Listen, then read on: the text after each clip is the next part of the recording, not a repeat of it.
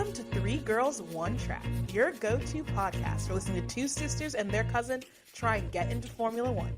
We're here to break down the ins and outs of what happens on the track and especially what happens off of it. Listen in weekly to get your fill of F1 gossip, race outcomes, and which Lewis Hamilton Fashion Week outfit we thought was the hottest. Alrighty. Well, hello, ladies. We took a week off. It was a busy, crazy time for the people. But super excited from we are back for that amazing race this weekend from the Canadian Grand Prix. Fantastic race to come back. I couldn't watch it live, but I ended up being so invested by all the tweets I was seeing and all of the spoilers of my cousins and sister texting me after I said, "Wait, I'm not watching the race, please." I'm sorry. I didn't take that as like no send that. I was like, oh, okay, I should send it. So it was so good that I watched it after the fact. Of course, which was great. And my friends even watched it with me, and they were like, "Oh wow, this is like a good race to get like a non-F1 person into." Yeah, it was good stuff. I enjoyed it. But first, as always, we have to kick it off with some fashion. Oh my god. This was not, in my opinion, a very fashionable week. I don't think it was as bad as some weeks have been, but the fashion was not high this week. I will go first. Okay. I will go first. Yeah. And my Project Runway is Lewis in his Tommy Hilfiger jean situation. I knew it. We all know how I feel about a jean look. We also all know how I feel about Lewis in a little baggy number. I love Lewis in a baggy number. A baggy number. And I also love that Lewis managed to scream Tommy Hilfiger. Like, before I looked at the shirt, I could tell he was wearing Tommy. Yeah. Without dressing as a color-blocked Tommy Hilfiger logo. True. Very true. Valid. Sorry, a cough on my throat. Afsas. He knows how to dress himself to fit the brand without being the brand, if that makes sense. Yes. So I thought that was great. Mm-hmm. I do have to say, and I hate to say it, my what not to wear is also on qualifying day with this glitter sweatshirt and these distressed dirt jeans. I don't begrudge the man his dirt jeans. Enjoying glitter right now because I feel like we've seen a lot of glitter. I think he's having a glitterati moment, and I love that for him. I want him to embrace the fact of the glitter. Okay. I more so actually just take issue with dirt jeans. I don't like jeans that look like they have been caked in dirt and then washed as an aesthetic choice. Not like this. Not like this. I actually like everything else about the outfit. But those jeans really ruin it for me. I think that the hoodie could have been great. I would get the hoodie. I would get the hoodie. Honestly, if Lewis had just gotten them to make this hoodie longer and he wore it like a hoodie dress thing, I think he could have served. I think he could have been a serve. Dress. Okay. I think he could have served. In the last, he did not serve. Okay. For me, in that. Well, no, because he did serve. He did serve. For your Tommy, but for me, it was media day. That brown on brown. The brown on brown 8. Oh my god. Yum with the chest. Fabulous. I love it. Bex, I don't know why you're grimacing. Don't even start with me. I see your face. I didn't grimace. Bex was positive. Bex was positive. I was positive. I just had to check. You missed the positive inclination. Okay. Because I wasn't looking at your face, but I saw a little. Anyway, but so he's definitely my Project Runway, but my what not to wear, let me tell you something. Don't take mine. Sorry, go ahead. I don't even know what the fuck yours is. Okay, go ahead. It's fine. Mine is this fucking linebacker, Daniel Riccardo. You took mine. With these freaking shoulder. What is this cold shoulder pad situation he has going on here? What the fuck is that? The thing about it is, I think Daniel wants to be in like the fashion world, but also doesn't know how to dress. And so he thinks something like obscure and weird is like fashion. And doesn't seem to understand like it's also like like it has to actually like look well, present well. And it doesn't present well. Like it looks like he was going to a football game and he's like, oh crap, no, I actually have to go do media day. Let me go on this hoodie. And then it was like, oh, but it got ripped on the shoulder, so you get to see my pads. It's just a very weird look. And then for it also to be such a crisply white sweatshirt, I don't know why, but that bothers me for whatever reason. I'm just like, it's not, I don't know. I just don't like it. I don't like it. There's nothing about it I like. And also too, like, I'm so sorry, but his like stash has got to go. He either needs to add a beard or it needs to completely shave it. It's a horrible look. No. No, yeah, the porn stash isn't too great. Yeah, it's a weird look. Is that it? He's a strange looking man. Oh yeah, that's me. My Project Runway, I'm going to copy you, and my Project Runway is also going to be Lewis in the brown number. It just, I like it. Don't get me wrong, I love this Tommy Hilfiger look, but I've also like seen it a little bit, and it was like, it was nice. It was cute. Don't get me wrong. He's giving us denim this year. But the brown number, I was like, ooh. It made me like want to take a double take. Like, oh, I'm Lewis. But yeah, I think it was like very cute. I think it was like, I really liked the outfit. And I liked his Timbs, you know? I think I would have appreciated the denim look on Lewis if it was like a full, like, you know what do they call it? A Canadian tuxedo? Like denim on denim? I mean, like made like a real thing. But yeah, just so I don't copy you, I'm actually, for my what not to wear, I am going to, I think I'm hesitant to choose this person for what not to wear because I think it's interesting, but I don't like the way it looks. I know exactly what you're doing. Joke on you. Yep. And we were yapping about that before the podcast. Yep. It was like, Joe is so fashionable and he just knows what to wear. And it's nothing on him actually looks bad, but it's just everything put together with the glasses, with the hat, with the jacket. He looked like some little kid who got lost from his parents. My beef with his outfit is it's like, Joe on You is a Prada baby. He's a fashion house baby. Yes. I don't think anything that is made for common people should touch his body. Oh my God. Exactly. I think that he should live lavishly as the man that he is and just stunt in designer everything. Wow. Wear Prada underwear for all I care. I don't think you should be wearing normie clothes as Joe Guani. Not normie clothes. For example, Max dresses really plainly. Yes. He dresses really plainly. Yes. You want to know what else though? That white t-shirt that Max Verstappen walks around wearing, that's a $200 white t-shirt. Those jeans, he's rocking $300 skinnies. Because Max knows, I got AlphaTauri at my entire disposal. What am I doing wearing a Hanes white t-shirt when I can wear an AlphaTauri white t-shirt? You know? Yeah. Same thing with Joe. It's like, babe, I don't care if you rock up in a white t-shirt and jeans every week. Let it be the Prada t-shirt and jeans. Because I think you look great. I don't think you should be wearing Lulu like the basic. This is giving like George. I think that's serving George. This is why I have to like give him a knock this week because nothing is like too offensive, you know, or too like ugh. It's just like ugh on you. Like Joe on You should be wearing. I expect more, and maybe that's why I have to give him what not to wear. This is serving Boston University college sophomore in October, running to go get her medium ice Dunkin' latte. That's what this is serving right now. And tell me I'm wrong. Look at the outfit and say I'm wrong. It's such a vivid picture. And it's so spot on. I can't stand you. I know them. I was them. And to be honest, I would never uncomfortable wearing it too. So free my man sideways. Put him in something better. It's truly better luck next Grand Prix. Better luck next time, guys. Oh, all right. We got a lot ahead of us this week. I'm looking at my notes. It's juicy. It's thick. So we got to get catching up to do. We got to catch up to do. First thing, Ocon ousted from Albany. Called it on the last pod. We called on the last pod.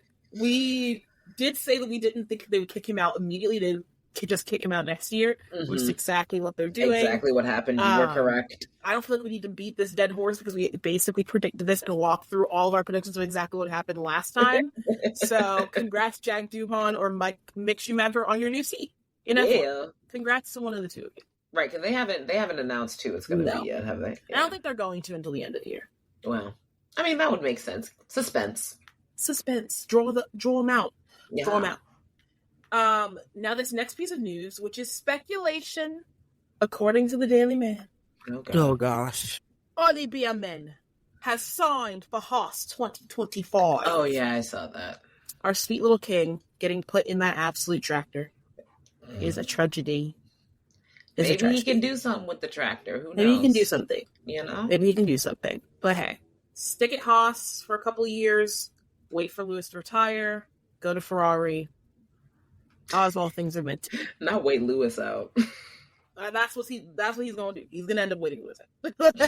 Please, let's be real. He's waiting out Lewis's contract, maybe an extension year, and then he's going to Ferrari. Okay. Unless he's absolute shut down. Yeah. I mean, which hopefully their car doesn't make it so. I know. Oh, I want to see Ollie do so well, but that car is literally like, it's like watching somebody drive a golf cart around the track sometimes. Oh my God. It's maybe, so I don't know, maybe, because are they changing regulations? Not in 2025. Okay. That's 2026. Know, which maybe. We will also get into that at the end of our F1. Okie dokes. Our next piece of news, and this one will require a little bit of internet literacy, but I'll still explain it to you guys. Oh, dear God. And they're what I call Kelly Piquet's a bitch rumors. For those... No. This will all make sense in a second. No, I actually think I know what you're talking about, and I just saw it before we started, which is why I was like, ugh. I can't say it. Okay, I will explain. So, as we all know, Kelly Piquet is Max Verstappen's girlfriend. Yes. There was a situation where she DM'd a photographer. Oh, dear God. Basically being like, hey, photographer, I need you to shoot me at XYZ Grand Prix this weekend. The photographer went, hey, would love to, but I'm busy. I'm already booked for the weekend. Like, hope everything works out, but I can't do that this week. But I'm happy to shoot you other weekends. Like, is there a different weekend that could work? Yeah. And Kelly is like, no, it needs to be this weekend, so shoot me this weekend. And the person's like, I already said I couldn't do this weekend, so guess we can't shoot together. Sauce. Kelly proceeds to be like, you're giving away a great opportunity. You don't know what this will do for your career. Classic entitled rich person stuff, right? This screenshotted conversation goes viral. Of course. Absolutely viral. Now, mind you, people already don't like Kelly Piquet for numerous reasons. Mm-hmm. The whole her being like Mia Max's spark started when he was 16. People don't like that. She's made numerous like weird body negativity shaming comments. There's a notorious clip in Max's documentary where he, as he has said many times, explains that once he's out of F1, he's looking forward to like getting to eat and just getting to like enjoy like eating and not caring about maintaining a certain weight. And and in the clip, Kelly goes, "No, you're not." A lot of people have beef with Kelly. Love you, bitch. So of course, once this goes viral, people are on her neck. Of course. So people are on her neck. And she posts something being like, the rumors aren't true, blah, blah, blah, blah, blah. I'm a good person. The thing that you expect celebrities to do. Of course. Now, the thing that's getting her dragged, besides this, specifically from F1 Twitter, there's a comment from Max on her Instagram, basically being like, yeah, babe, don't let the haters get to you. I love you, da-da-da-da-da. And Kelly is blocking people in her Instagram comments, pointing out that actually we have access to Max Verstappen's Discord and stream and can see that he's playing Call of Duty right now. Like, with our own eyes, we can see that at the time the comment was posted, Max was playing Call of Duty. So, like, he couldn't have been seeing your Instagram post and then commenting to support you. Maybe he had his team comment to support you, but Max's two fingers did not tweet that out to support you. I love the age of the internet because that is beautiful. So she's being dragged right now because she's blocking everybody who's pointing out that Max was playing Call of Duty. Oh my God. I love the internet. I absolutely love the internet because what? There's like sometimes where I do feel bad for her because I'm like, okay, it must suck to like get all this hate. But I'm also like, you don't know how to get out of your own way. Like, stop. Just too much sometimes to her own detriment. Yeah. But we're not here to bully Kelly PK. I will keep my opinion of Kelly PK to myself as much as possible. But anyway, speaking of people being bitchy, this weekend we saw a showdown between Jacques Villeneuve and Daniel Riccardo. If you don't know who Jacques Villeneuve is, he's like an ex-racer dude. I believe he's Gilles Villeneuve's son. Something like that. He's in the Villeneuve family. We'll get to the Villeneuve family. Villeneuve, yeah, I was going to say. He's a Canadian driver. Okay. I think he's dead. Maybe. I'm going to need you fact check on that one. But we'll get to him later because this week's circuit is actually named after Gilles Villeneuve. So, but Jacques Villeneuve criticized Daniel Ricciardo this weekend, and it launched a back and forth.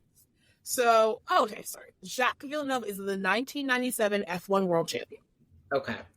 On Friday, during like a commentary on Sky Sports, Jacques Villeneuve said what we've all been saying. Basically said, Daniel's washed. Why the fuck is he still here? In a more professional manner, but of course, he basically said, Daniel's washed. Why the fuck is he still here? You know. On Sky Sports, Daniel's response, as I'm sure you'd imagine, him being Daniel, he said, "Eat shit." Wait, literally or no? Quite literally, he said, "Eat shit." In response. Okay. Yes. Yeah, so the girlies were in a tizzy. Of course, Daniel went on to do like pretty good this weekend. His best weekend of the year. And then basically said that Jacques Villeneuve clearly had been hit on the head while playing hockey. As an explanation for his statements. Jacques Villeneuve then clapped back, saying that Ricciardo was childish and unprofessional, and saying it's always risky to criticize him because he's extremely protected by his team and the media and the fans on social media. It's a burnt subject. Even if you say something constructive, you'll get burnt one way or another. You have a lot of people who get angry. Ultimately, the results have not been there. He was very good at Red Bull, and since he left them, it's been very difficult, and his return hasn't been flamboyant. He had a good qualifying session and an okay race marred by the false start where he got a penalty, and in the end, he only scored points because the drivers in front of him messed up. He goes on to say that, like, he brought home points, but, like, you need to do more than just bring home a point or two to be considered, like, good enough for an F1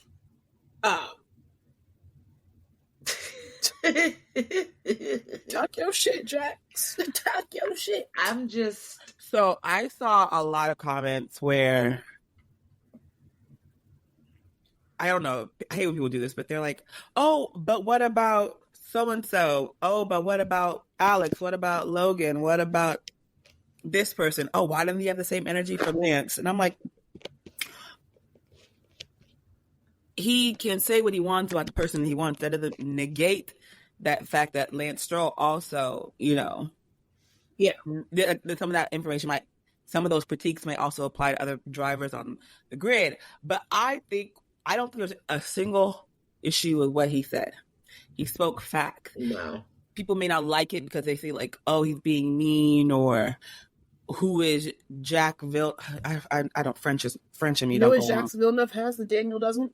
Yeah, they're like, oh, he's a journeyman, or what? I was like, but he has a championship. They're like, oh yeah, the forgotten championship. I was like, it's still a forgotten one, they're not one, right?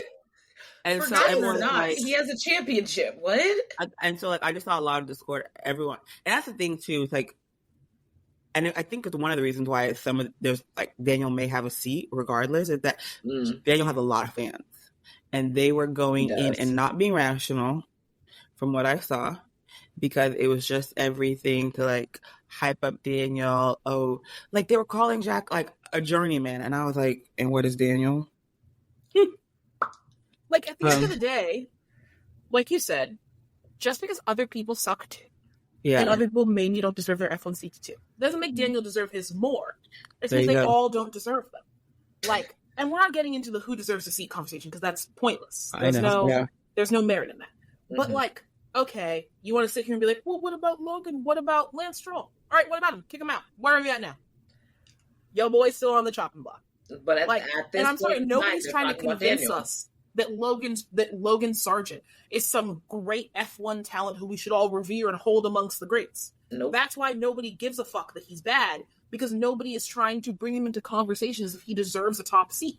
Daniel's name is in every other conversation on a top seat. So of course Jack Villeneuve's going to be like, obviously he doesn't deserve a top seat. I'm sure if somebody said to Jack Villeneuve, should Logan Sargent be in the Mercedes seat, Jack Villeneuve would also go, what the hell are you smoking? What the hell are you talking about? I'm sorry that he spoke to the subject at hand. What? That's what it is. Like I just feel like when everyone's like, oh, but what about no, we can deal with what's in front of us first, and then we can move on to the next person. Yes. Bro. It's just so yeah. All right. So next, second to last piece of news, it's the Carlos Sainz themed news piece. Piece number 1. Toto Wolff quoted as saying that he is no longer interested in Carlos Sainz. Tragic. Well, you better get interested in somebody. He's interested in Kimi. In his quote about saying he's not interested in Carlos Sainz, he said our focus is on Kimi. Blah blah blah blah. We're gonna get into Toto later. I kind of want Kimi to screw over Toto in whatever way he can, because I'm so tired of Toto. How would he be able to do that, though? Anyway, I don't think he'd be able to do that at this point. Honestly, though, life would have been very funny if Red Bull just jumped Kimi accidentally for that scene. No, I wouldn't want Red Bull to have him, but I would have. I just think it'd be really funny. I would have liked for Kimi to screw over Toto in some way or fashion. I don't know how. Yeah, I don't know how he could, but. Yeah. But tied hand in hand with that, at this point I'm using Kim Illman as my source because I can't actually remember the original source that I saw this from. And Kim posted on Twitter recently. But reportedly, Carlos Sainz has signed with Williams F1 team for the 2025 Is that real? season. Kim Illman and a lot of other news outlets are posting it. It's not guaranteed, but it does appear to be pretty real. I've seen it and I was like, no, there's no way. Like, what? Yeah, I truly don't understand. I don't get it, but I've only seen it. It's like speculative recently, so I don't know. At this point, I'd rather just him get signed so that we don't have to actually hear this whole Sainz. See where's he gonna drive? Who's he gonna drive for? I'm so tired of the conversation. I just want it over with. Yeah. It's getting kind of old. Well, and I understand Sainz needs to actually think of his future and really weigh the pros and cons of what's best for him and where he should go and what's best for his career. But I guess maybe we should give him some grace because the rug was kind of pulled out from under him when Ferrari signed Lewis. And it was just okay, yeah, Sainz, go and find your seat. But, I do kind of wish this discourse would end a little bit because I am tired of hearing where he's going to sign for Haas or he's going to wait till Audi. Oh, no, it's going to be Williams. Wait, he was seen coming out of Alpine's tent or a paddock or whatever. I'm tired.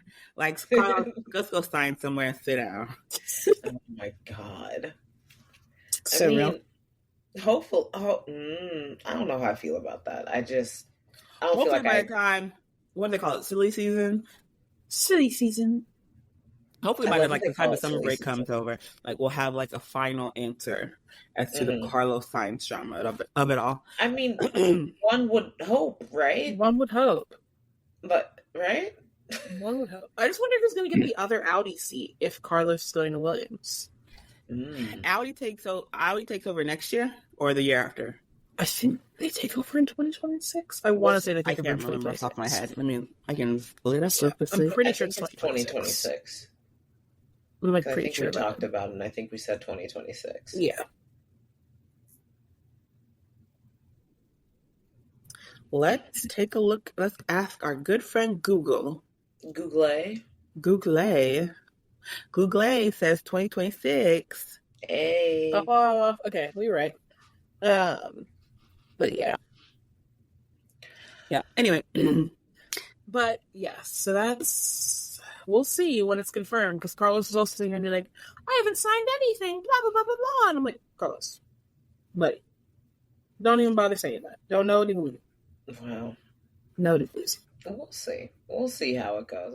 I'm kind of curious as to where he's going to end up now that, you know, the actual ones people were curious about were like, yeah, nope, we're good. We're cool off him. You know? All right. Our last piece of news, and this is actually with F1 technical, is that the FIA unveiled the Formula One regulations for 2026. Okay. And it has. Are they unveiling this early? Yes, they unveil like the basic concepts for them. Okay. And people are in a tizzy. And by people, I mean the F1 teams. I mean, the girls are upset. The girls are in a tizzy. So, the Formula One 2026 cars. Here's some notable things about them. They will have increased battery power, use of 100% sustainable fuels. They will be 30 kilograms lighter and therefore better to, able to battle on track. A completely redesigned power unit with an even split between internal combustion engine and electric power. Active aerodynamics in the form of a movable rear and front wing. Hold that one in your brain. Mm-hmm. Increased overtaking opportunities through a new non-DRS system. They're getting rid of DRS Completely. Completely. They're switching it out with something called like overtake mode. Overtake mode. I don't remember. I think it might be like manual overtake mode or something. It's called MOM. The new system's called MOM. Okay. Improved safety through stronger structures, and apparently there are going to be 6 power unit manufacturers confirmed. Now. Okay. Notable about this regulation is that bit about active aerodynamics. Okay. So, apparently the F1 teams had only agreed to the 2026 regulations, provided there would be no active aerodynamics. Oh. So upon getting this announcement at the same time as the public, about these 2026 regulations, the teams are in a tizzy. It appears that at least 2 or 3 teams basically said, if you move forward with these 2026 regulations, we will be pulling out of Formula One. Wait, stop. What? And From what I read, like, these new regulations are going to slow these cars down significantly.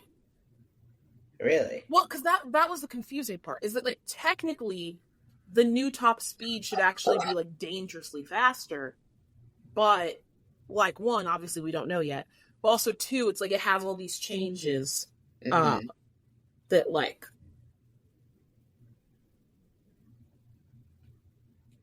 Okay, so apparently... Yeah, so I think that's exactly what the thing is. Where it's like they're saying, oh, they're going to be lighter, so they'll be more able to battle, they'll be faster, top's going to be faster, right? But it's going to reduce downforce by 30%. Drop drag by 55%. But the teams are worried that basically it's going to like significantly cut down on the speed. That they're not fast enough in the corners and too fast in the straights. So it's like, oh, so when we're going in the straights, like we're going to be going so fast that we might kill ourselves. But when we're going in the corner, we're going to be going so slow that like it'll be as if we're driving a street car. And the same has been said by the drivers who've tested out the simulation.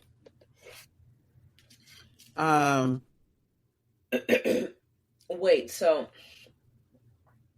I mean, to be honest, like I think I have to see like all these I have to see more, because just hearing these words and seeing like I've seen like the little model changes. I don't know how that's really going to affect the driver and the car. I mean, I can read what they say, how it's going to affect, but to actually see it, I think that's going to be the interesting part. But it seems like there's a lot of drivers who are upset or have significant concerns about these new regulations. So I think FIA may need to go back to the drawing board and, you know, to like make some adjustment. Because I think, first of all, having 2 teams drop out That is kind of crazy. And I wonder which two teams it would be. And I think it would have to be that as well. I think it would have to be like a top 5 team, because like who's like, if Williams said, "Oh yeah, we're gonna leave," we're gonna be like, "Okay, thanks, thanks for the good times." But yeah, like I think it'd be interesting to hear like which teams are the ones that are saying they would drop out. Yeah, like which teams are willing to risk that? I mean, well, I guess for safety reasons, maybe they might really be willing to just drop it. A lot of them are saying that it's like the cars would be so strict in the regulations that it would be like almost impossible to innovate on the car, so it like wouldn't be worth it. That they basically forced to produce the same, like there's almost no ability to like would basically have the same car. Yeah, and so they were like, "This is lame," basically. Yeah, like professionally, this is lame. I guess we'll have to wait and see what happens, because with it causing this much uproar, they're probably going to have to do something about it. I agree. Actually, maybe you just want to disagree. Maybe like, why do they have to do these regulation changes every so often? Is it to just like make sure that the sport is growing? Is it because I'm also like wondering, like, okay, well, why can't they just sort of let these teams innovate whatever car within like a certain amount of like, that's like saying like, oh yeah, these are the regulations you have for like a basketball team. Create whatever basketball team you want within these regulations. It doesn't matter. If you want to have every single person on your team be 7 foot, have every person on your team be 7 foot. If you want to have every person on your team be under 6 feet, whatever, you create your own winning you create your own winning team. Why can't these guys, why won't the FIA just let these teams just create their own winning car within certain regulations of like, okay, the car needs to be like this, and this leave. They're just too strict. I mean, I think that's what the regulations ultimately are, but the things that they're regulating. Well, because the thing is, like, I think that this is a very drastically changing regulation, as past regulations have been. Mm-hmm. But part of that is like creating new challenge, right? Like, ultimately, a lot of these changes have two origins, which is either sustainability or safety, right? So you have a lot of the changes. If they're making them so much faster that they're dangerous, how is that a safety? Well, I don't think the intention was like the people are saying that, like, the simulations, like the car is regulated improperly. Gotcha. It's basically what they're saying. Like, oh, you made these regulations and they didn't work as intended.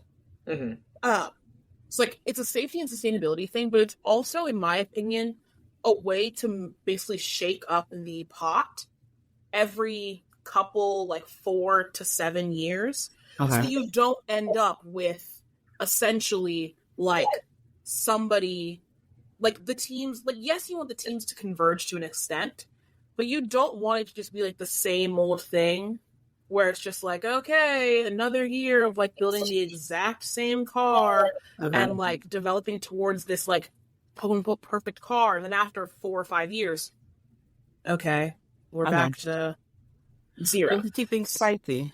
Yeah, exactly. Like when they changed from the like specific vroom vroom engines, they had to figure that one out. Like the cars back when Lewis first joined were so much tinier. They had to adjust to bigger cars. Now they've had to adjust back to smaller cars. I think it just keeps it fresh and funky in terms of like what the teams have to build in order to be successful. And it makes it so that you can't just like make a great car and then like chill it. Okay, that makes sense. Yeah. That's it for F1 news. And we did have an amazing Grand Prix this weekend, specifically the Formula One AWS Grand Prix du Canada Circuit Gilles Villeneuve. Some stats about this circuit. I like the French. Thank you. I took French for 4 years in high school. Yes, and went to Canada for it. Fancy. If I had been into Formula One back in the day, could have probably gone to the Montreal Grand Prix. Okay. Could have been me. It could have been you. It could have been me. This track was built in 1978. It has 70 laps, and it has a lap length of 4.36 kilometers. The lap speed record was set by Valtteri Bottas in 2019 at 1 minute 13 seconds. Speedy man. All right. This is not a sprint weekend, so we do just have quali and the race. I didn't watch practices. I didn't feel like it was necessary. Except Lewis apparently did very good in them, which does feed into a lot of the things I'm going to say today. Okay. Keep that in mind. Well, Lewis you and me are probably here then. Oh, we God. see each other. We see each other. All right. My first note from Quali is, why is Checo like this? I'm wondering what's been up with him lately. I don't understand. I was concerned. Explain. So, Checo, I believe the past 3 races, and, I could be wrong. I probably have to Google this. I believe Checo qualified P11, then P, 17 or 18, and then this weekend P, 16 or 17? Yes. AKA not making it to Q3. Yes. Logan Sargent has out-qualified Checo twice this season. Logan Sargent. I think Alex Albon has more Q3 appearances than Checo Perez so far. And I think that we need to examine that as a society as to why Checo in a Red Bull somehow manages to not live up to snuff in quali. And then this would happen a lot, I feel like, last year, where Checo would absolutely fuck quali, zoom up the ranks in his little Red Bull, and then people would vote him driver of the day.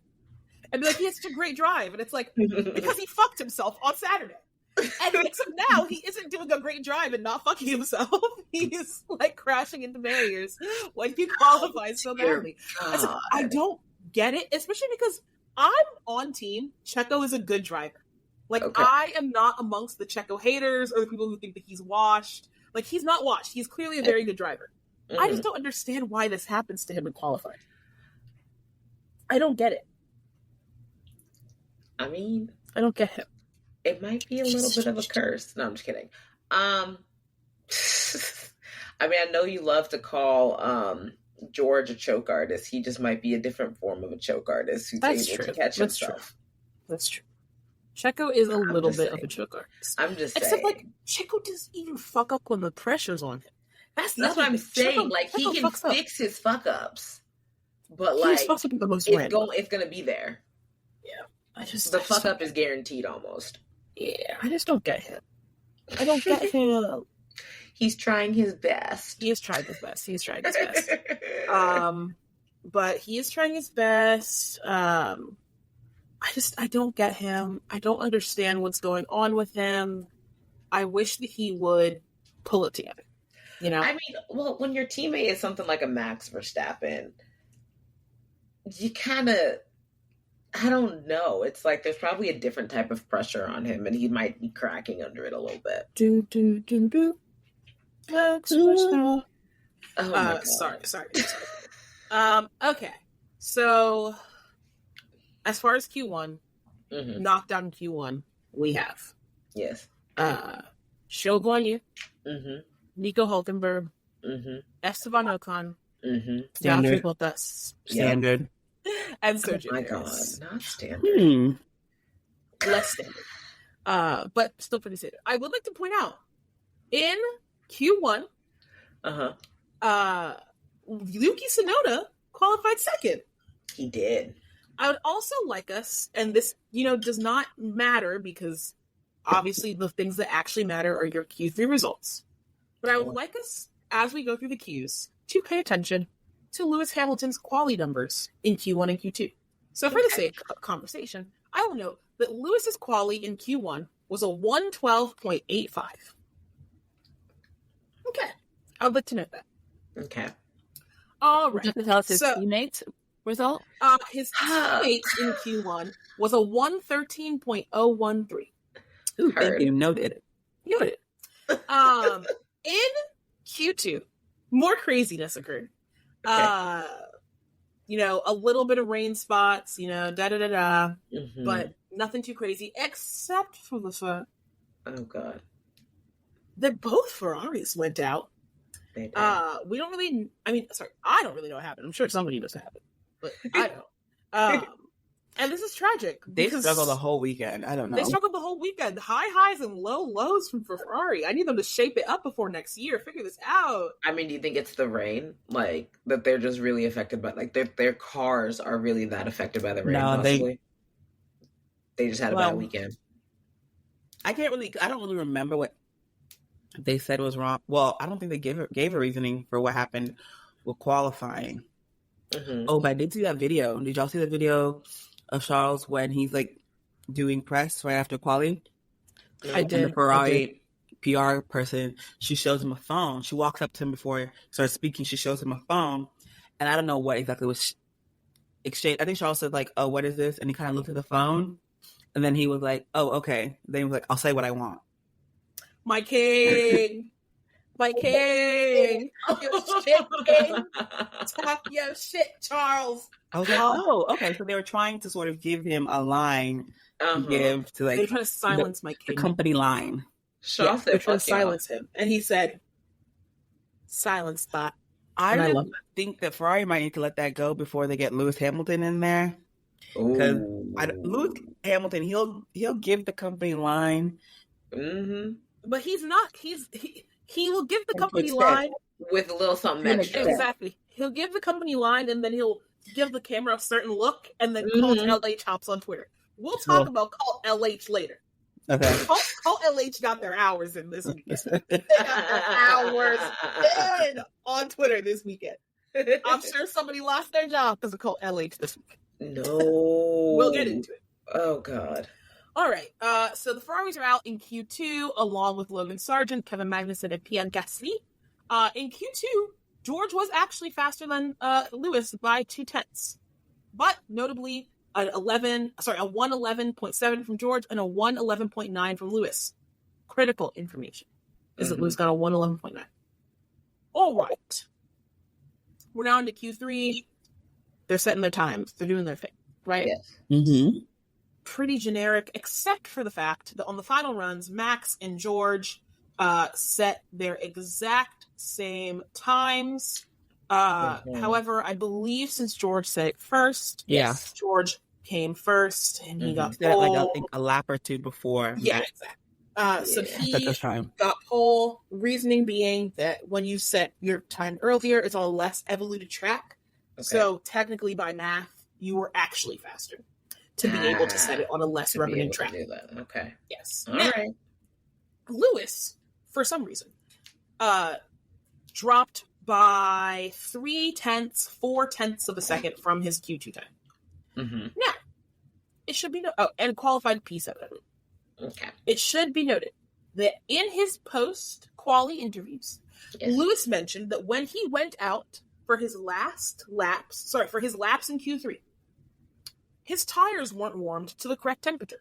His tires were a few degrees cold from what they should have been that would have enabled him to actually set a good lap. Why the would entirety that be? of Q3. You know the time when it actually matters what lap you set? Why do you think that would be? I wonder. Interesting. A query, if you will. Those tire blades that are set to very exact temperatures and standardized and everybody uses to keep their tires the exact same amount of temperature. I wonder. Probably consistently monitored, supposedly. Mm-hmm. I wonder how you miss that. I mean, someone may have allegedly done something to alter that. Those tires. Allegedly. Screw this thought. Perhaps. Alleged. Anyway.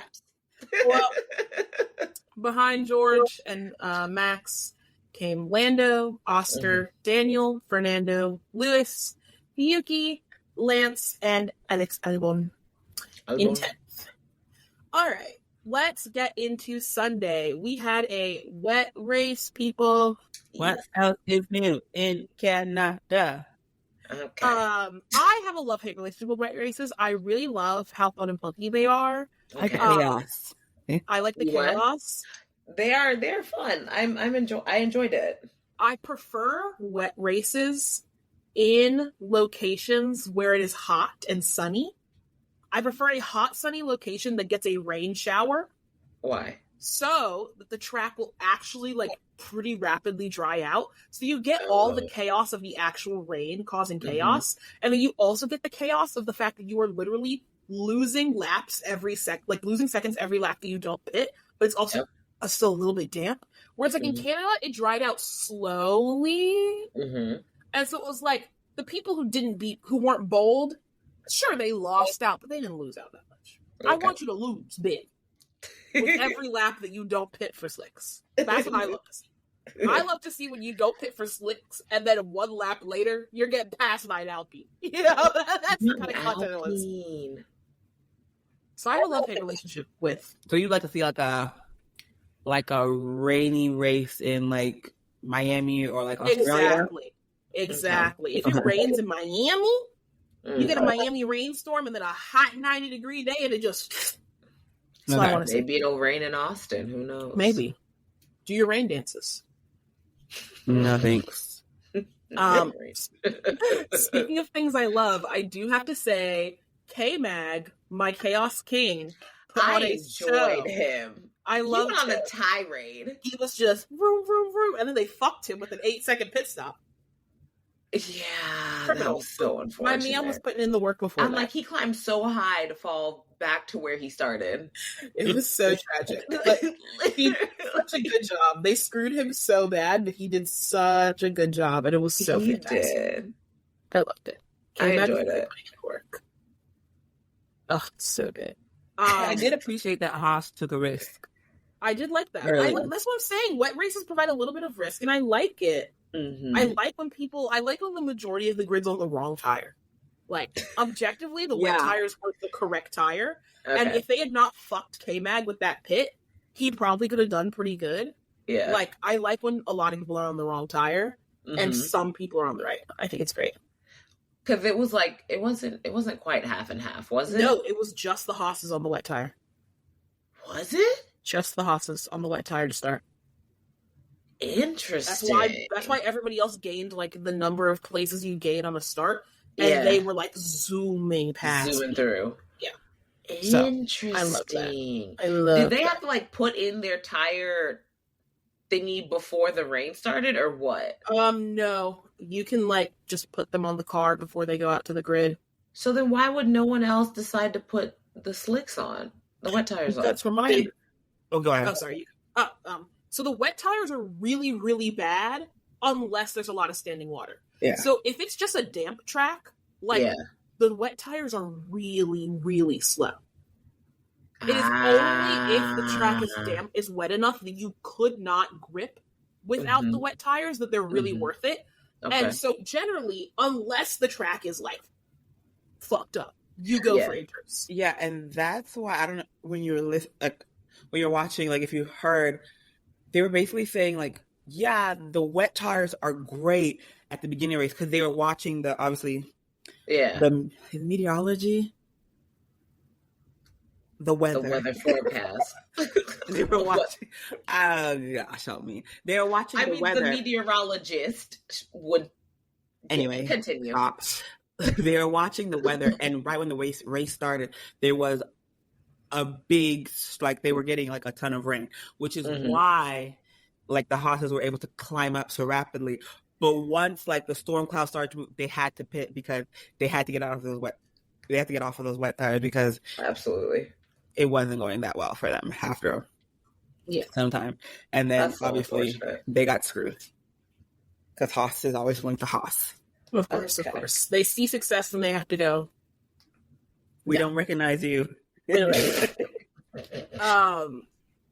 Another thing about the beginning to middle-ish of the race, because it happened in the beginning and then again at the end, middle-ish of the race.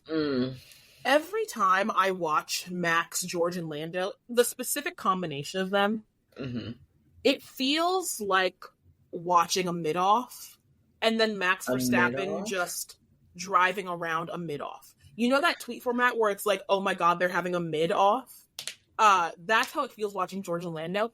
Because the experience of watching George and Lando only pass each other when the other one made an absolutely unforced error. Yes. And then Max being like, oh, great. And being like, oh, actual world champion. And I'm not remembering who he was overtaking, but there was one overtake that Max made so easily. Lando. I was like, it was Lando coming out of the pits, and Lando did not warm up his tires. He went onto a damp patch, and he just once again an unforced error, and Max went, "Oh, great!" It was just quickly got past. As someone who doesn't ride for, doesn't stand in any way, shape, or form Max Verstappen, and who I actively root for other drivers to beat him, I was so frustrated because I was just like, why is it these two? Why? Why do I have to rely on these two? Because I know they can't do it. That Coach Diana clip, which was like, I'm going to put the baddest peppers on the floor. That's the opposite of this. That is the opposite of what happened in this thing. Huh? It's just insane watching two such mid drivers. Not actually mid, but mid compared to a Max Verstappen, a Lewis Hamilton, and Alonso. Yeah. Like, watching them drive around those three drivers, it's like, why are we wasting time on this mediocrity? Okay, and this is criminal. And it's like, I'm like, okay, George had the lead, and to me, I was like, oh, like I don't really actively root for George, but I don't hate him or anything. Not like, whatever. I know you don't love him outside, but it's all right. So I was like watching the race, and I was like, I really, really, really am like sort of okay, happy with how this looks right now. But I know in my heart this is not going to be the result. I know George can't hold it. I know Lando is going to mess up somehow. Oh, I was just, and Max was always on their tail. Like it wasn't like Max was going to make any like serious mistake. Yeah. Because Max is not a choke artist. We had choke artists v choke artists, and they kept choking back and forth for like 15 laps. And I was like, oh, I'm going to put my wheel on a damp patch. Oh, I'm going to go wide. Oh, I'm going to jerk my car. And I said, bro. And they were like, it was at one point, I think the announcers were saying like, oh yeah, George, he's been in every single place 1 through 5 during this race.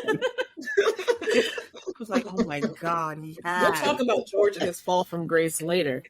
Oh. Absolutely ridiculous. But yeah, a wet race, it was really good. I do have to say, one of the things that as much as I don't want to see George and Lando anywhere near the top, if they DNF'd every race, I'd be happy.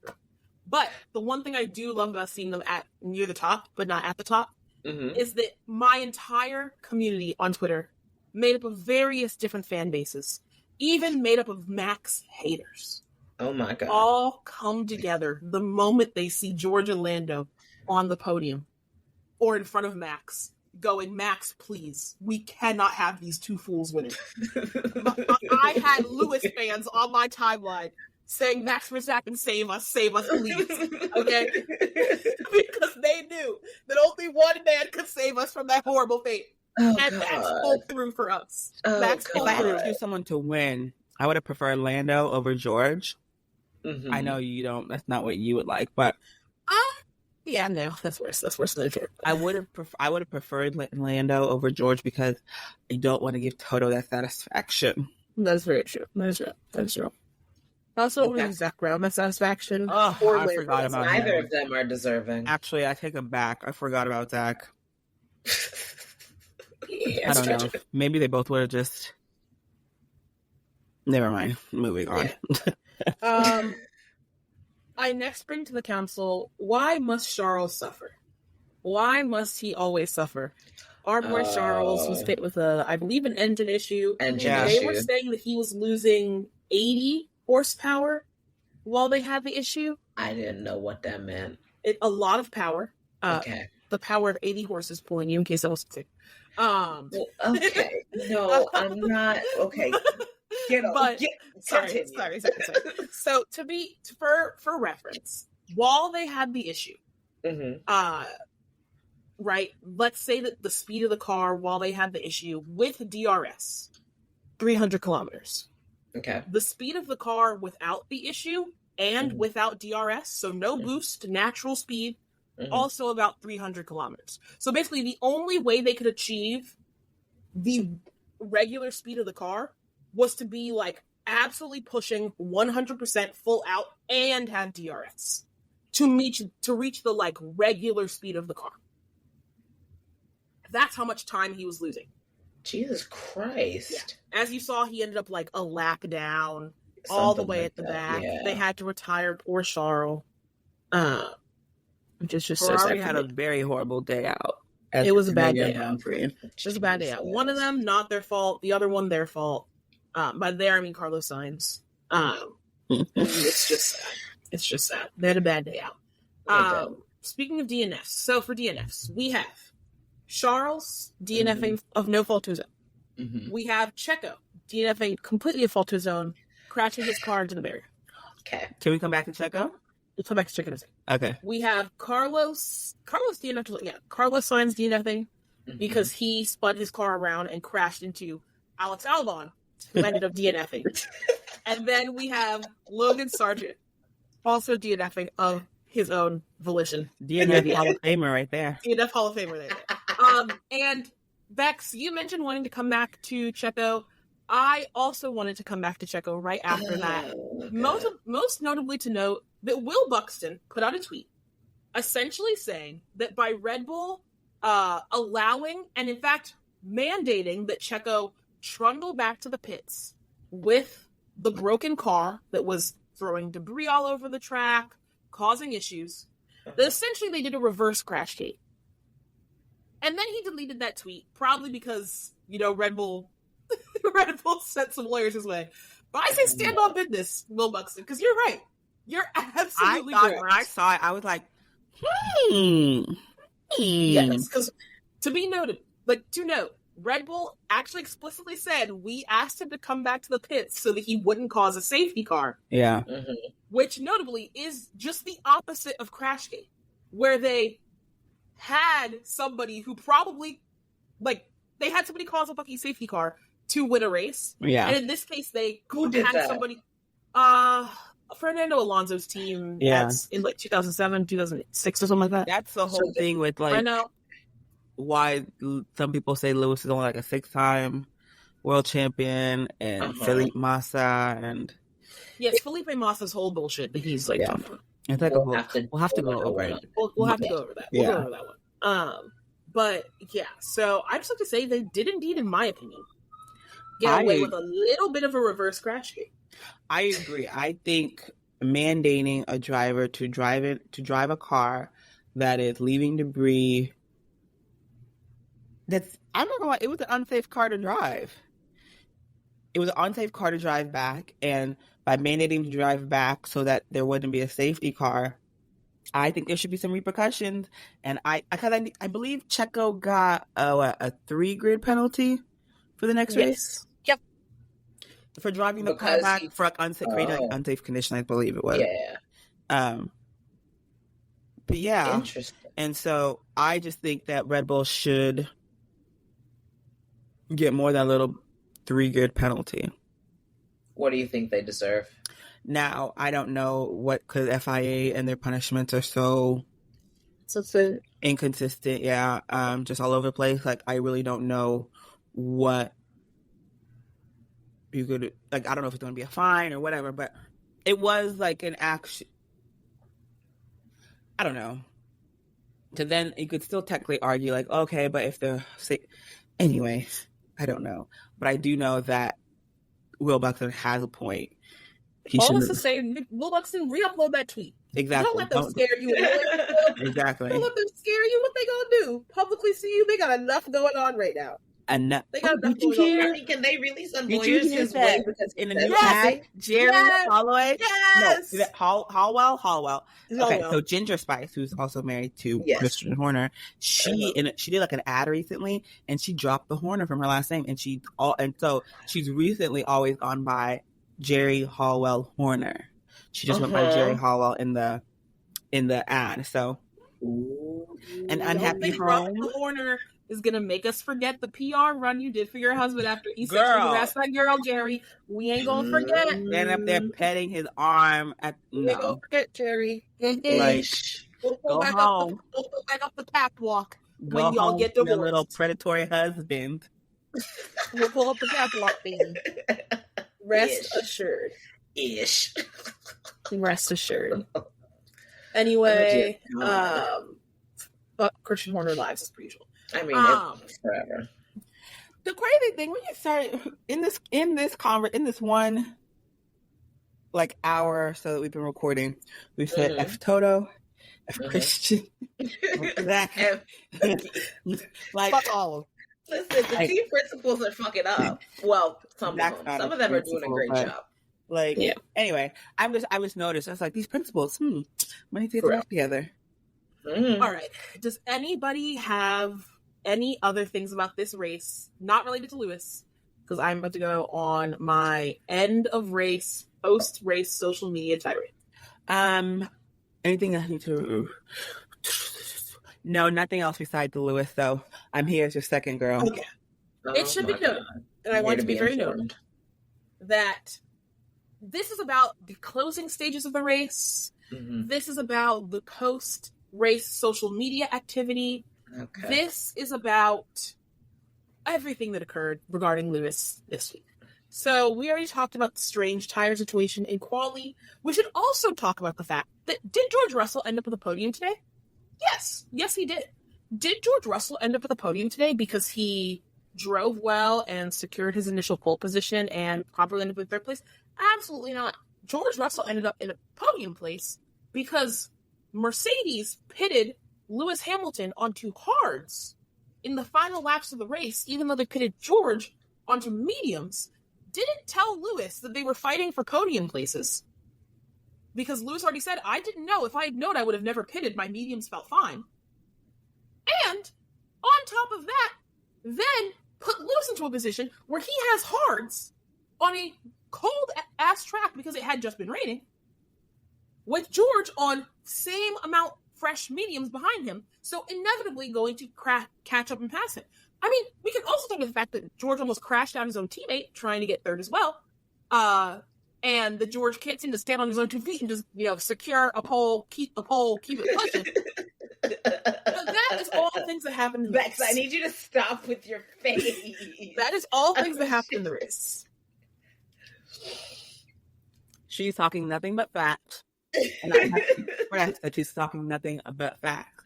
Thank you, Bex. Thank you. Now, that's all in race content. Okay. We're going to run through a list of fucked up things that happen after the race. Okay. As well as my firm belief, and Mercedes HR, if you're hearing this, fire that fucking social media admin right quick. My God. Okay? We're going to walk through a list of things that happen. Okay? Walk through it. First and foremost, they post this corny ass fucking a team together, blah, blah, blah, blah, post with George and his mechanics, right? Celebrating their P3. I would like to call you back to P3 in Singapore, I believe, of last year, where one, they didn't come to Lewis's podium celebration because they were too busy coddling choke artist George, who ruined his own fucking race. But also, on top of that, Toto said himself, we don't celebrate P3s. That's not our attitude. You're celebrating P3s now. He did say that. You're celebrating a P3 that was a P1. They did do that. You're celebrating a P3 that was a P1. So he was positioned. Yeah. He actually failed. Also, in addition to post-race antics, George has the nerve to get up in his podium conversation and say, oh yeah, we lost P2 because Oscar and Lewis got ahead of us. No, baby. You choked, you fucked up, and therefore you lost positions. Lewis didn't do shit except for actually be able to drive a car. Yeah. Mm-hmm. What do you mean, oh, we lost positions because Lewis got ahead of us? No, we! You lost the position. We actually maintained neutrality because of the two cars swapping. No, this motherfucker. You're British, not French. Shut the fuck up. What do you mean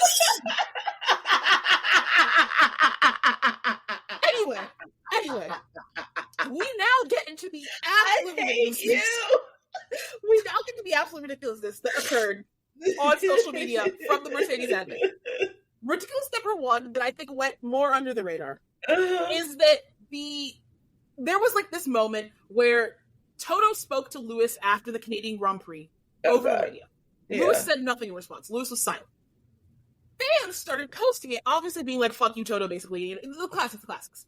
Mercedes kept reporting and getting these videos taken down until the actual F1 account posted the video themselves. What did Toto say?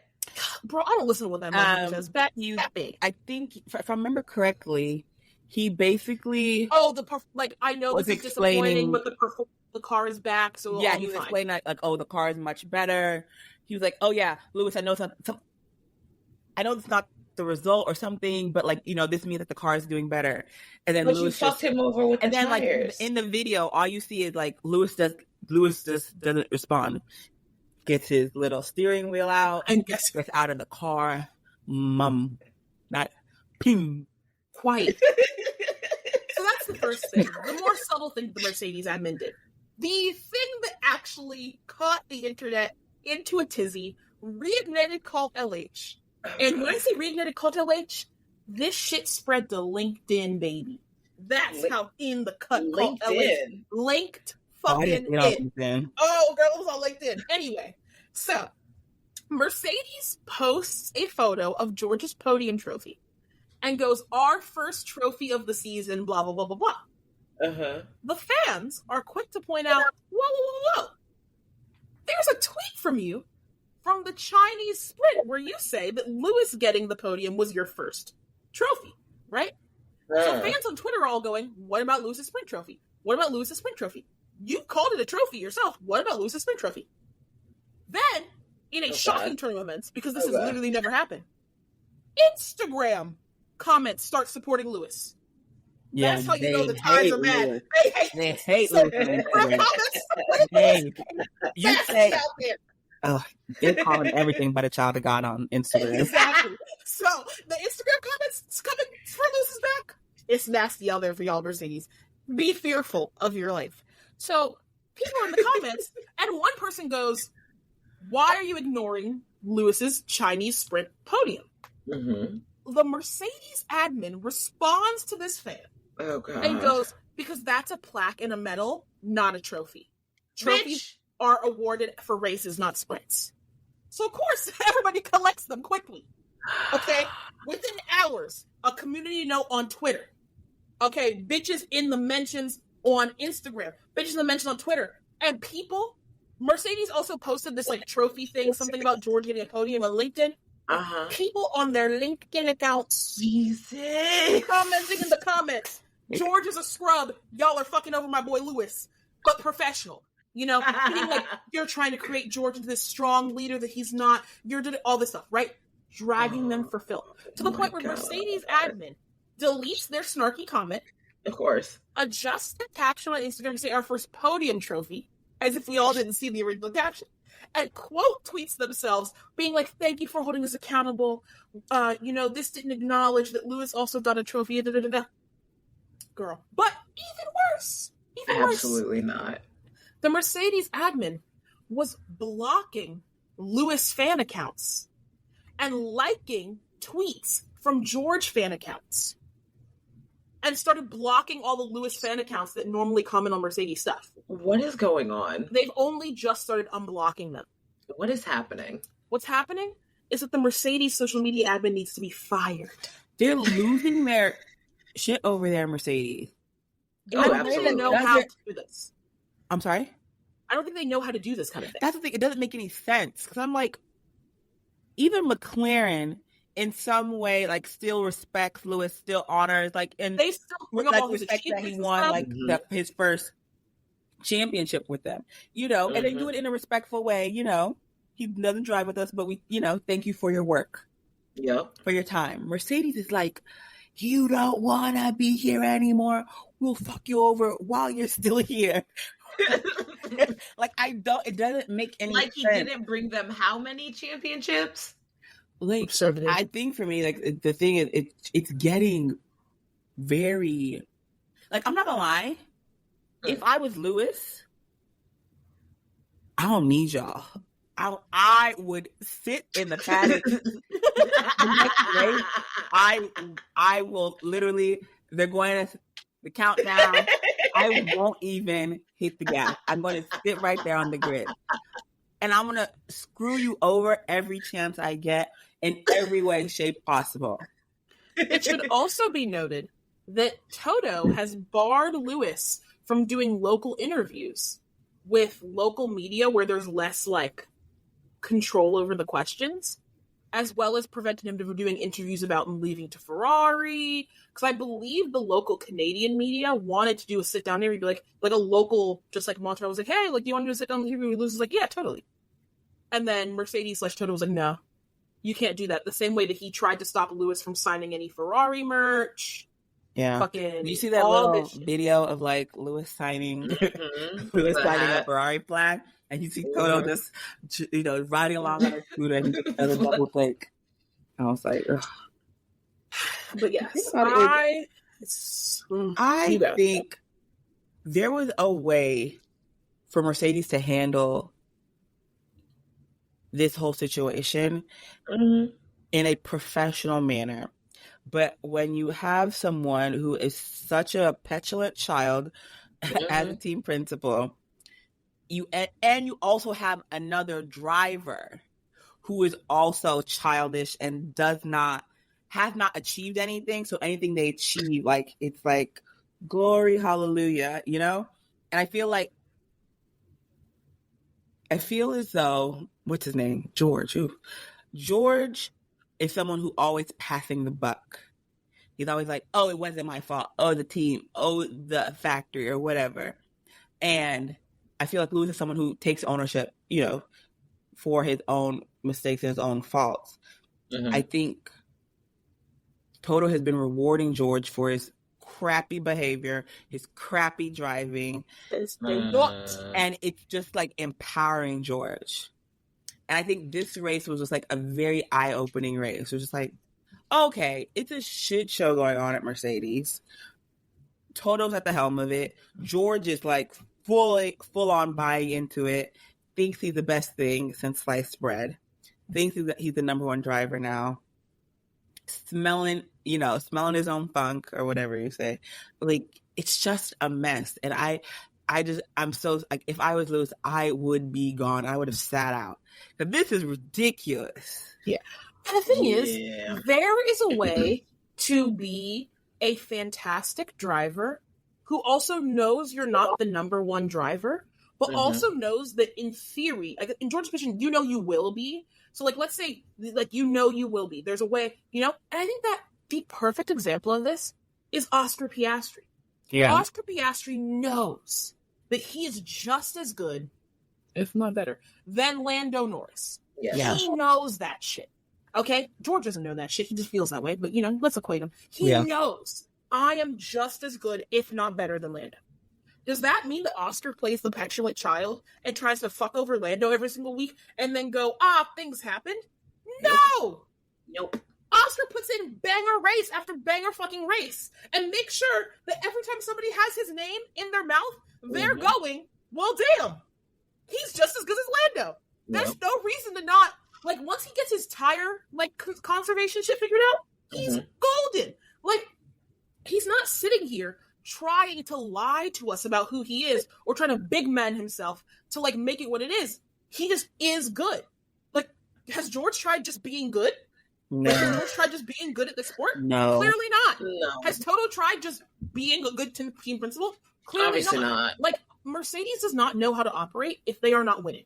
At all. They have zero clue how F1 works when they aren't winning. You can see it in their pit stops. You can see it in their strategy. You can see it in their social media strategy. They do not know how to operate as if they are not the God team. And so anytime they're faced with anything that confronts the fact that they're not the God team, they're like caught back by it. I'm sure that back when you won half of the races and were on the podium every single race, things slipped under the radar when you like fucked over a post or something. Yeah. But now, when your podiums are few and far between, every single podium post is on the front of the brain. So guess what? Yeah, everybody who follows you can remember that you said we don't celebrate P3s when it was Lewis, and now George has a P3 in arguably a situation that should be less celebrated because you got a P3 in a horrible car this year, and you got a P3 in the fastest car this race. Oh, wow. So really, you shouldn't be celebrating shit. And instead, you're sitting here, you done made fucking 4 or 5 posts about the goddamn P3. One step away from not being on the podium. You know how, George doesn't really have, like, George just thinks he's a shit? Yeah. When George was on one pole, and was standing there on top of his car doing what? What is it? What's that? Stupid intro pose bullshit. It's the intro pose, but if you don't know the intro pose, what's the statue? It's the Rio Jesus statue. Christ the Redeemer. Christ the Redeemer pose. I was like, you just got pole. Get your ass down. You know what infuriated me? So there is a picture of Lewis and his McLaren doing something very similar after a pole. I don't know if it was Sky Sports. I don't know if it was a random F1 page. Whoever that bitch is, who did a comp post of Lewis doing his little do-do-do and George doing it. Burn. What the actual fuck? Do not compare lions to sheep! I was choked and died when I saw that. Oh my god. Oh my god. Oh my god. Oh my god. No, I'm so sorry they did that to you. Beyonce. Oh, Beyonce, sweet. I'm so sorry. Ugly bitch like that would say that, Beyonce. Like, what? Girl. Oh. Girl. But no, like, that's when I was like, okay, he's really smart. And I know, like, polls count. Like, people track polls. Polls are important, whatever. But George acts like he's won the race when he's just gotten pole. Like, when you saw, like, what was it? Who got pole? Oh, Charles got pole last race. Like, he gets out of the car, everyone cheers. He goes everyone claps, woo! And then you go do press. Or you go get weighed or whatever they do. He stands on his freaking car. And I'm just like, sir, like, take a breather. Get down. I know it's exciting because you're not there very often and you don't really know what. You know, like when they say act like you've been here before, but you've never been there before. Yeah, that's what it's giving. Yeah, be mindful of why you were not invited to pole, but managed to get it. Exactly. But yeah, I just hope. Well, I was gonna say I hope Mercedes gets it together, but they're not going to get it together. It's just progressively going to get worse. I would just love to see real petty, real messy Lewis make like an appearance. And he's kind of been like, dibbling and dabbling here, a little looks here, a little eyebrow raise there. Even on his hot ones, he gave him a little. I really want him to go like full send on just like the pettiness. No, yeah. I mean, we'll see. I feel like it's probably inevitable at this point if they keep doing what they're doing. Either that or I'd love to see Lewis win in spite of everything that Mercedes has, like, all the obstacles they put in front of him. Oh, wow. That would be the best revenge. That'd be beautiful. We'll see. Well, now that I've gone my tirade, I will continue bullying the Merc admin on Twitter. Jokes. I don't bully the Merc admin on Twitter. I don't interact with Mercedes. However, to my brethren who keep replying to every Mercedes tweet with that edited photo of Lewis in a Ferrari outfit, I stand with you. That got some of them blocked by the Mercedes admin, but they've been unlocked. They've been released. Good for them. Free speech in this country. Released from Twitter jail. Okay. Or ex-jail, I guess. I don't know. Ugh. No. But with all of that, as we wrap up, we've also been talking about the hopefully fired Mercedes admin. So I would like to ask each of you, what F1 team would you want to do social media admin for? Ooh. I think the easy one would be like Mercedes, because I would just totally like point out all the screw ups of the team. But and we defy it no day. I would personally want to do Aston Martin. Because I feel like Aston Martin is willing to just take up any random TikTok trend and be like, and Alonso's like, fuck it, I'll do it. I love that. So I feel like I would get to like I would be able to live my little like chronically online dreams. Like, you're telling me I can probably get Alonso to participate in Omega Burgers meme. Like, that's hilarious. I can't deal with you. Y'all don't even know about Onika burgers, do you?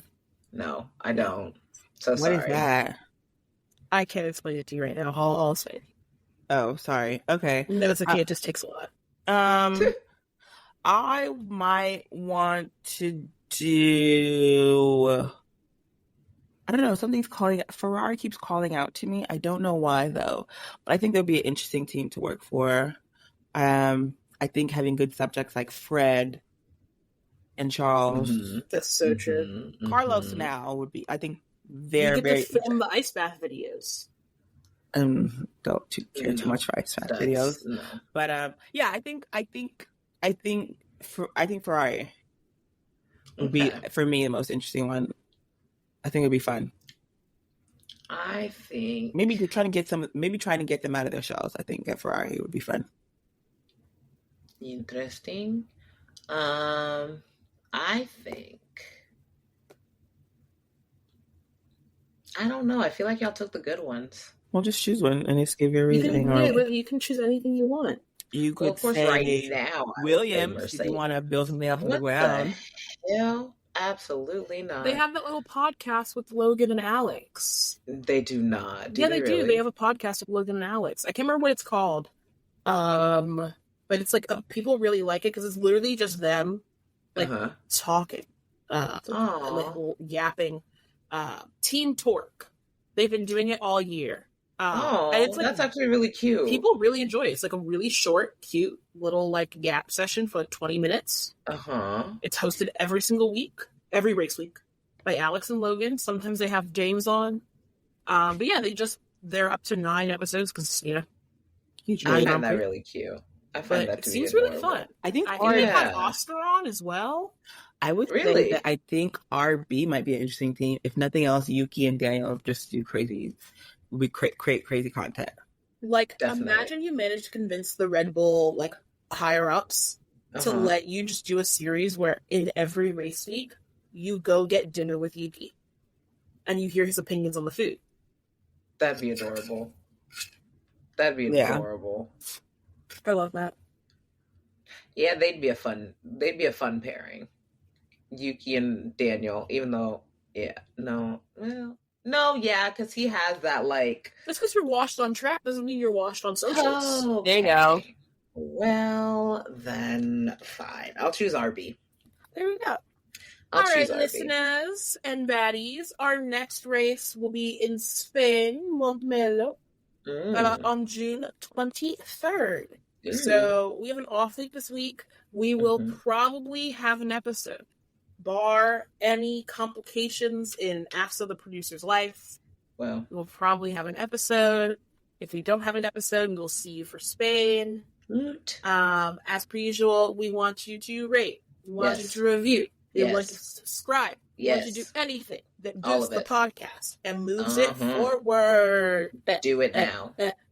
In fact, send it to the person who you think is going to succeed you and do a horrible job at it because they're not actually that good. Send it to that person because they also want to listen to this podcast. They will probably turn it off when they feel projected onto by George Russell, but they'll still get part of the way through, and we'll take. They need to see themselves. They need to see themselves. So you can somewhere. But all right, baddies, we will see you next week. Hope you had a great time listening, and be on the lookout for more content. Bye now. Bye, listener.